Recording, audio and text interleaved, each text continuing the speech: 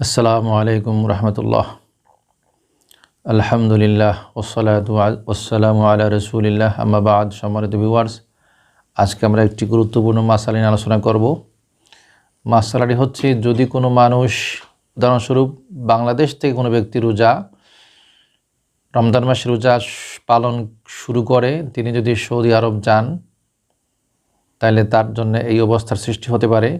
কারণ আমাদের দেশের সৌদি আরবের একদিন অথবা 2 দিন পরে রোজা পালন শুরু হয়। কোনো বছর একদিন আগে, আর কোনো বছর একদিন পরে, আর কোনো বছর 2 দিন পরে।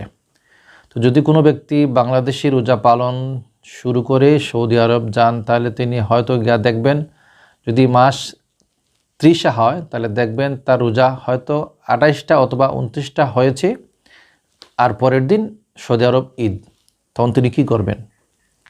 তখন তার জন্যে নিয়ম হচ্ছে, তিনি ওই দিন তাদের সাথে ঈদ পালন করবেন। আর যদি মাস 30 হয় তাহলে তার 30টা রোজা পূরণ করতে আর 6টা বাকি, তিনি ওই ঈদের দিন পর ওই দিবসের রোজাটা পূরণ করবেন। আর যদি মাস 29 হয়, তাহলে 29 হোক আর 30 হোক, অর্থাৎ তার ওই বৎসরের রোজার সংখ্যাটা পূর্ণ করতে 6 দিন বাকি, তিনি ঈদের পরের দিন রোজা পালন করে এগুলো পূর্ণ করবেন। আশা করি কথাটা বোঝাতে পেরেছি। আরেকটা উদাহরণ হচ্ছে, যদি কোনো ব্যক্তি সৌদি আরব রোজা পালন শুরু করে বাংলাদেশে চলে আসেন, তাহলে হতে পারে তিনি এসে দেখবেন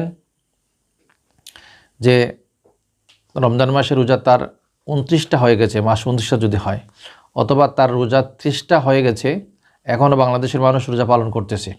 তাহলে তার জন্য উচিত, তিনি বাংলাদেশি রোজাদারদের সাথে সমতা বিধান রেখে তিনি বাংলাদেশে রোজা পালন করবেন, যদিও বা তার রোজা 31টা বা 32টা হয়ে যায়, এবং বাংলাদেশি মানুষের সাথে তিনি ঈদ করবেন, ঈদের নামাজ পড়বেন। তো তার পরবর্তী বৃদ্ধি যে রোজা রয়েছে 1টা বা 2টা, সেটা নফল হিসাবে গণ্য হবে। আর বাংলাদেশ থেকে রোজা শুরু করে সৌদি আরব যায়, তিনি যখন সৌদি আরবের মানুষের সাথে রোজা ঈদ করবেন, তার যদি 1 দিন বা 2 দিন আরও পরবর্তী রোজা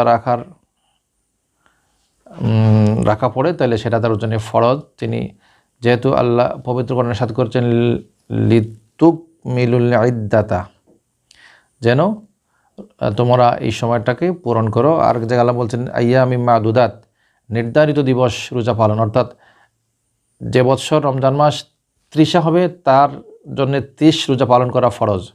যদি মাস 29 হয়, তাহলে 29টা রোজা পালন করা ফরজ। তো বাংলাদেশ থেকে রোজা পালন আরম্ভ করে তিনি সৌদি আরব গেলে দেখবেন তার রোজা হয়তো 30টা পূর্ণ হচ্ছে না, তখন তিনি কি করবেন? সৌদি আরবের মানুষের সাথে ঈদ পালন করবেন, পরের দিন তিনি রোজার সংখ্যাটা পূর্ণ করে নেবেন। আশা করি সবাই বুঝতে পেরেছেন। সবাই ভালো থাকুন, সুস্থ থাকুন। আসসালামু আলাইকুম রহমতুল্লাহ।